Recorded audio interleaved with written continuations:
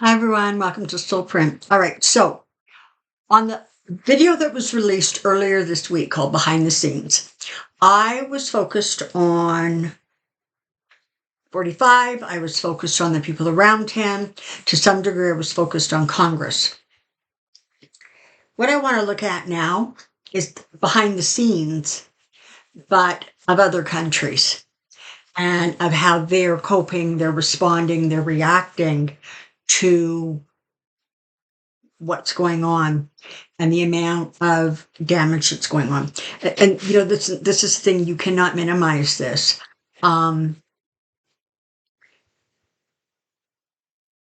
As the economy in the United States tanks, that's having a global effect. And so it's not just a matter of he wants to tariff penguins, okay? He wants to tariff deserted islands. It's beyond that. And in fact, that kind of behavior actually really amplifies and emphasizes the fact that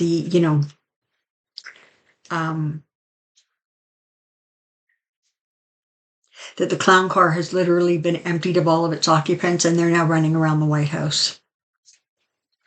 All right, let's take a look at how other world leaders are reacting and responding behind the scenes. So this is the stuff that we are not going to be privy to, we don't know about, but hopefully we'll get some clarity. I'm shuffling my cards, as you can see. My finger is almost all better. So we're going to shuffle these cards and see how that works out. So let's get cracking here. Again, as always, thank you for your support. If you're looking for a private reading, by the way, in the drop box below is an email address, soulprint808@gmail.com. Just send me a quick email and I will send you all the information you need to know in terms of how to arrange for a reading. Okay. Here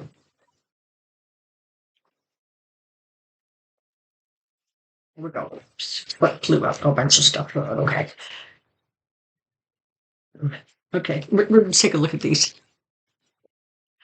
Seven of Swords. This is protecting. Like normally this card is seen as deceit, theft, taking something, and they are. But from the perspective of other people, they're almost in a place where they are taking what they can and they're leaving, right? They're trying to be careful and cognizant of their own countries, their own responsibilities, and the behavior that they're now having to guard against and protect against. Make no mistake, this is not an easy thing for world leaders. It's a very slippery slope, because at some point they may very well have to start doing business with the United States again. I don't believe under, the guy in the office right now, but at some point. And so they're walking a very, very fine line between we have to protect what is ours, but we also wholesale can't completely trash that country. And most people are very aware of who specifically they should be blaming, but other world leaders are very mindful of the fact they have to be very careful of how they say what they're going to say. And right now where you're at is emotions are starting for a while there, for like in the initial sort of days and weeks of this whole tariff thing sort of blowing up. There was a lot of anxiety, there was a lot of worry, there was a lot of stress. What you're seeing now, however, is a coming together of the emotions, the feelings, the attitudes, and the strategies that are going on behind the scenes with other companies, with other countries. All right, we're just going to tuck these back in here randomly. And we're going to give these cards one more shuffle. And let's find out what they have to say, shall we?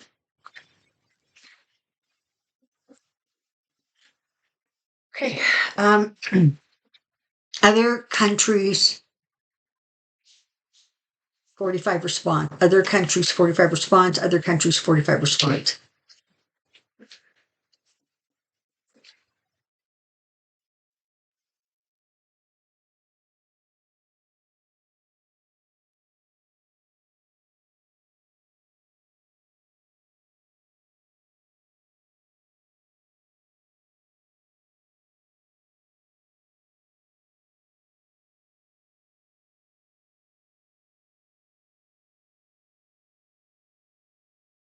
Okay.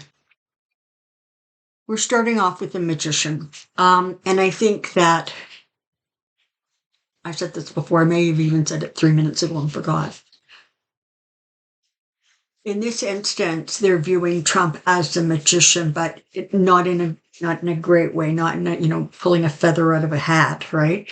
This is about somebody who is deceitful, creates illusions, cannot be trusted, and yet still clings to the illusion of strength and power.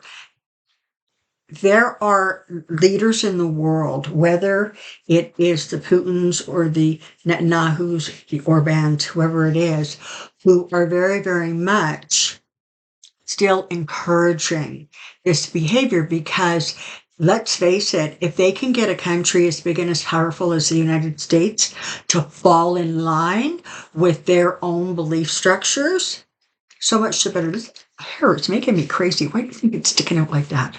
Sorry, I'm easily distracted these days, obviously.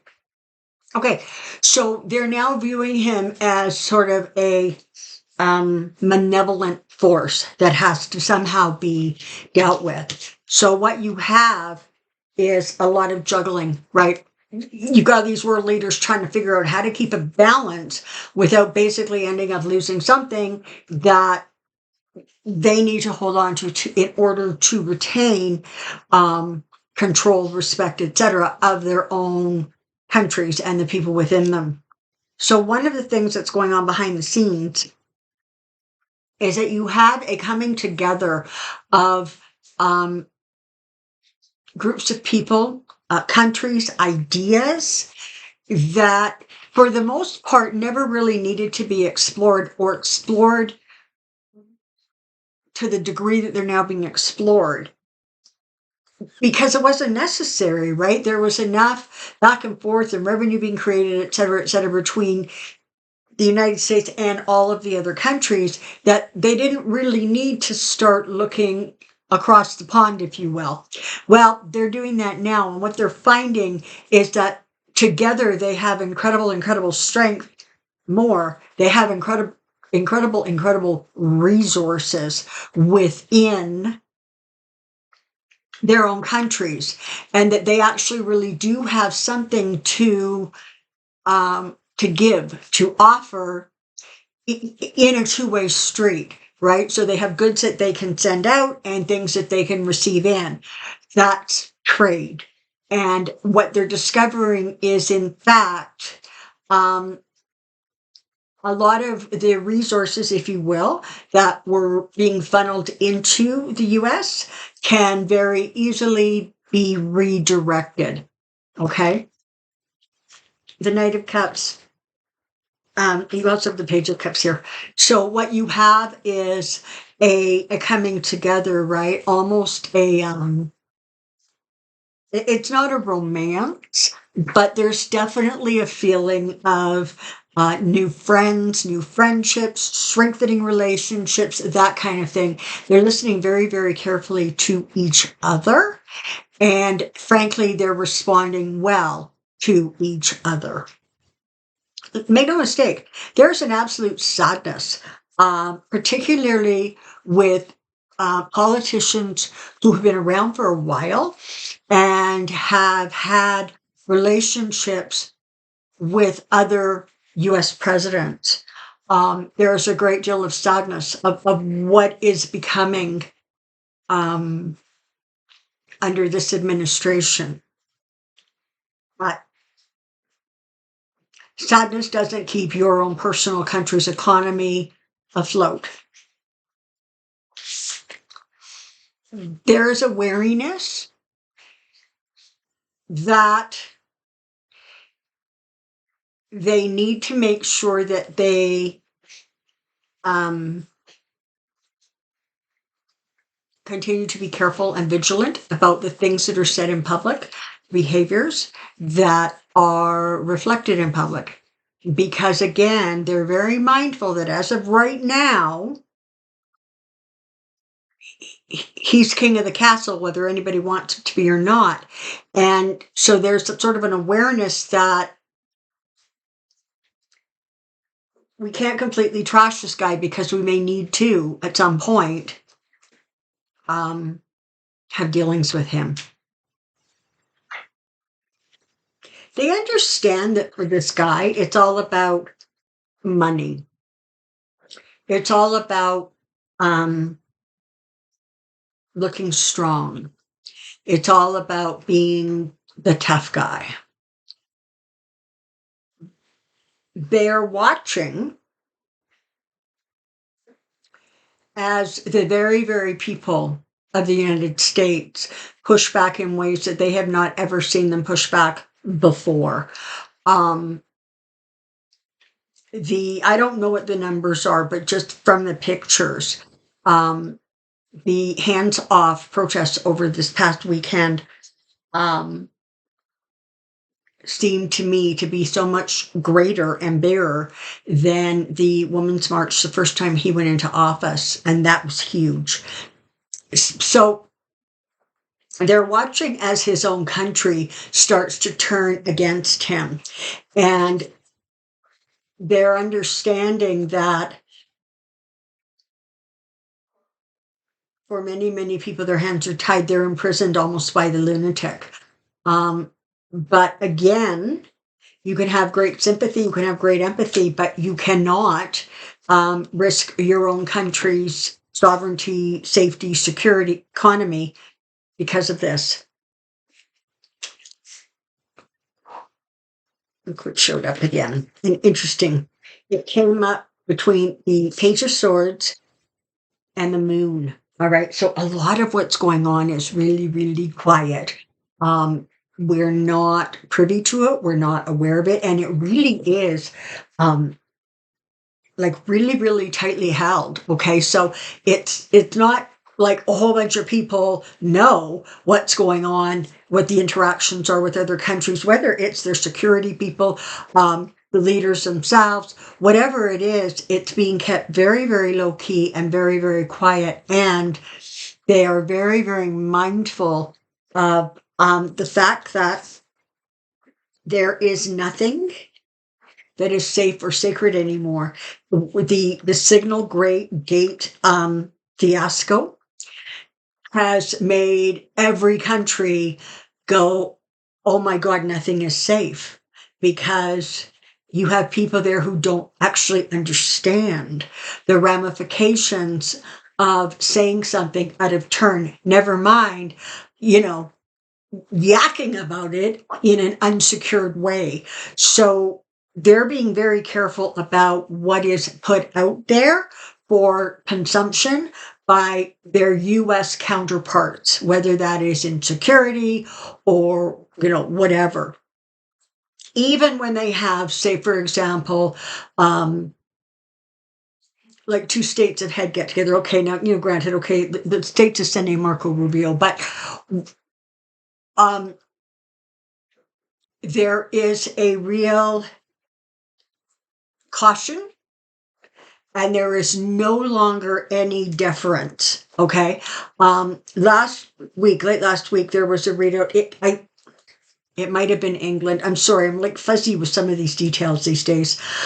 But there were the readouts, right, of the meeting. And Marco Rubio's was like, oh, everything was fine, everything was wonderful. And the other side was, we made it very clear that our country's sovereignty is not for sale.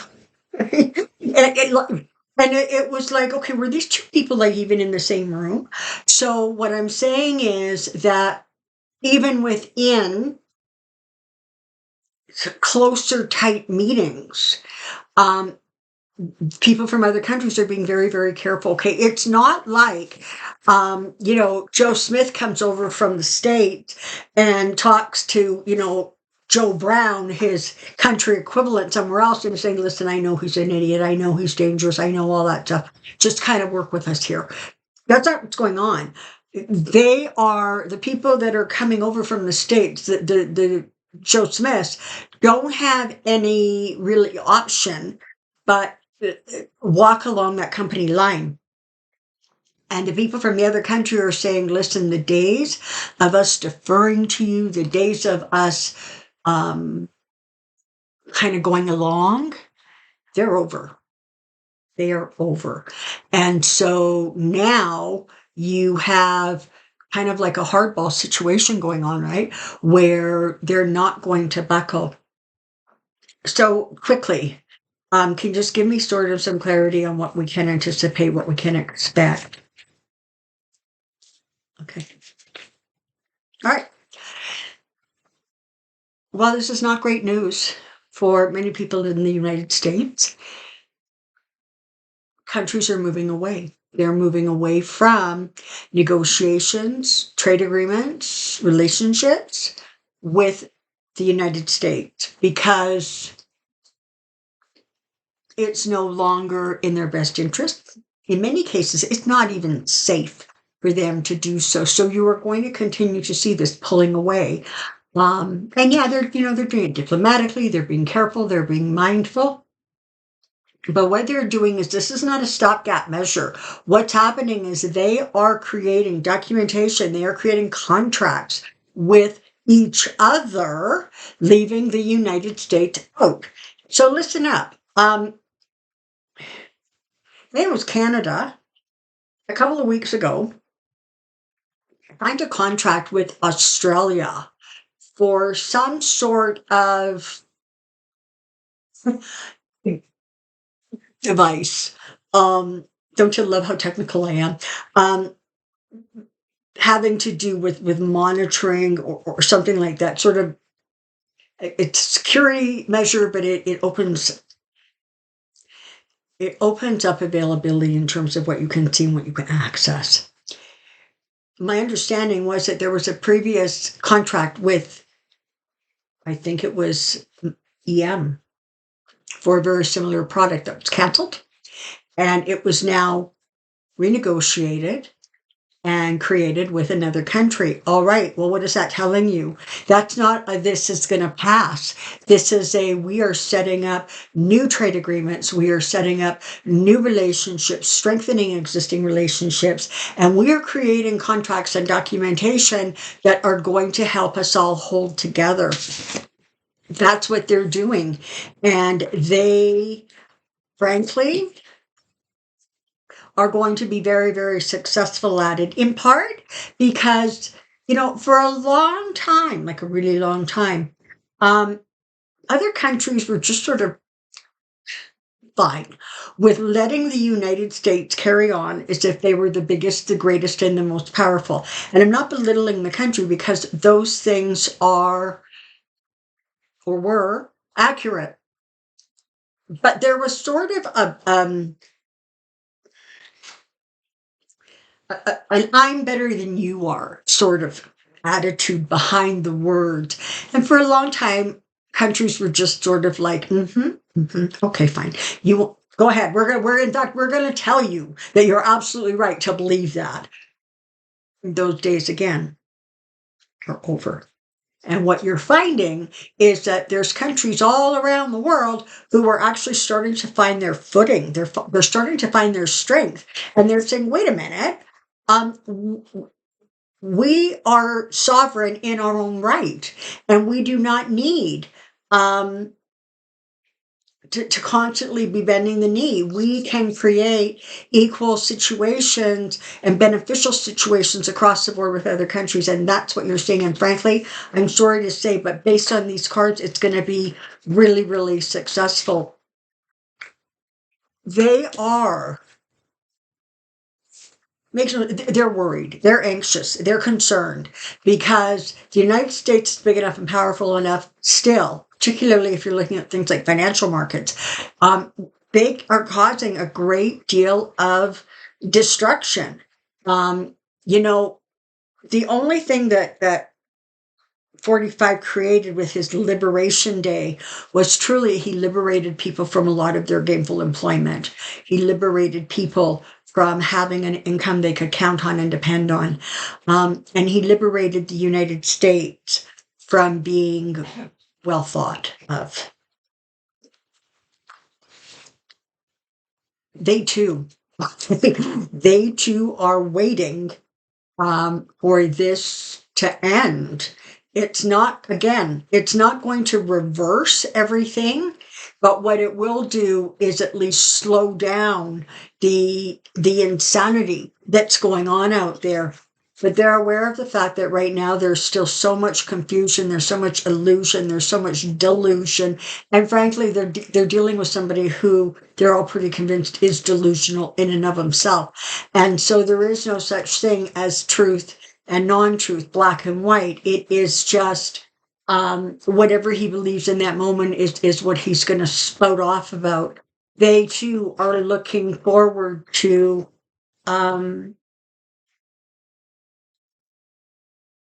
the energies, the people shifting and changing so that there can just be a greater sense of stability. But as of right now, other countries are really more interested in making money with other countries, with countries that they feel are their allies. And that kind of strength is not going to be turned off like a light switch. That's going to continue to grow and strengthen. And what you're going to find is that more and more you're going to have countries who are more in tune with the vibrational energy that we're shifting into. Are going to, those kinds of countries with those kinds of politicians are going to gain strength and momentum. And countries that are on the opposite side of that spectrum are not. They're going to continue to be diminished. So yes, they're waiting. They're waiting for a shift, a change. But in the meantime, they're trying to deal with two things. One, their incredible disappointment, their sense of betrayal, their sense of horror. It's just been really hurtful and really harmful. And again, once you shatter, once there is a betrayal of trust, you can never ever put it back together to its original state. And what do you have here? But you have countries who are now joining together, creating stronger alliances, creating stronger trade back and forth. And that's going to increase and strengthen all of the other countries. So for the United States, this is not great news. For other countries, it's not so bad. All right, that's what I know for right now. Take very good care of yourselves, and I will look forward to seeing you on Pendulum Friday with your amazing questions. Thank you so very, very much for being here. Until next time, take care and be well. Bye for now.